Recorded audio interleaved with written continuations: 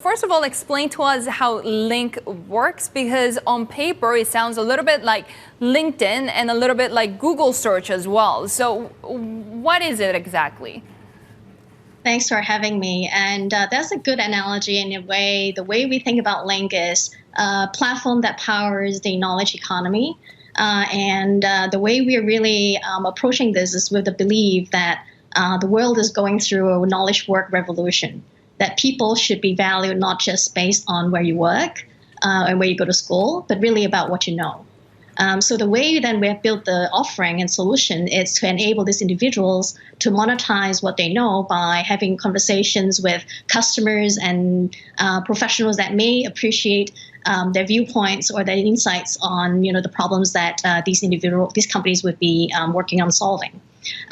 Through that, we have basically built a enterprise business that works with now more than 100 companies around the world and generating about 7-digit revenue annually. So what is your revenue model then? Is it through membership fees or is it through ads on the platform?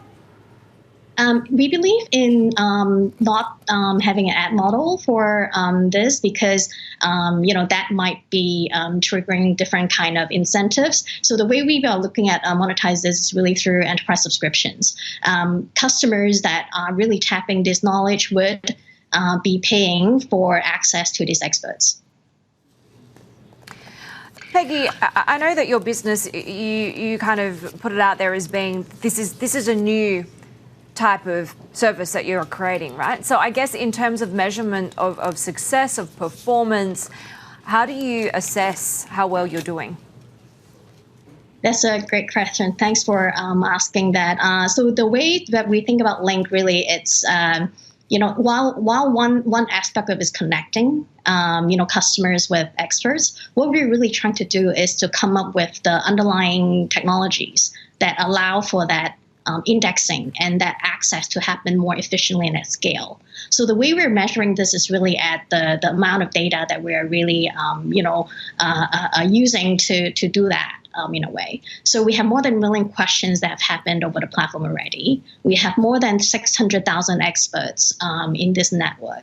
So the way it works is, for each expert that we're really building a knowledge credentials and knowledge profile for each individual, thereby allowing much more, easy access to these individuals and allow them to put themselves out there and build that credentials over time.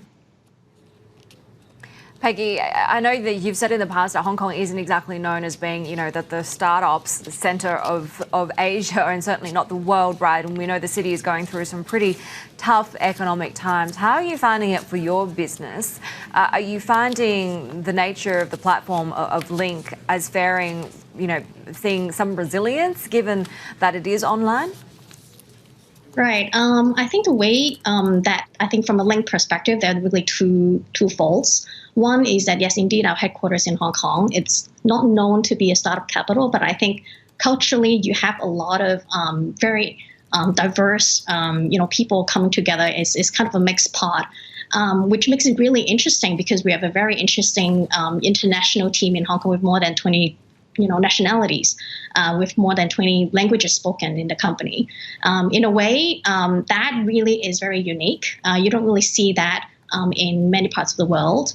The other thing about Lynk is, though, while we have our headquarters in Hong Kong, we actually have 8 offices. We have, offices in Shanghai, Singapore, India, New York, Toronto. So in a way, while there's some impact in terms of saying, we have to work from home, have business continuity framework and whatnot, ultimately, actually, business isn't so affected. Revenue-wise, this is pretty global, so we're very fortunate as a result.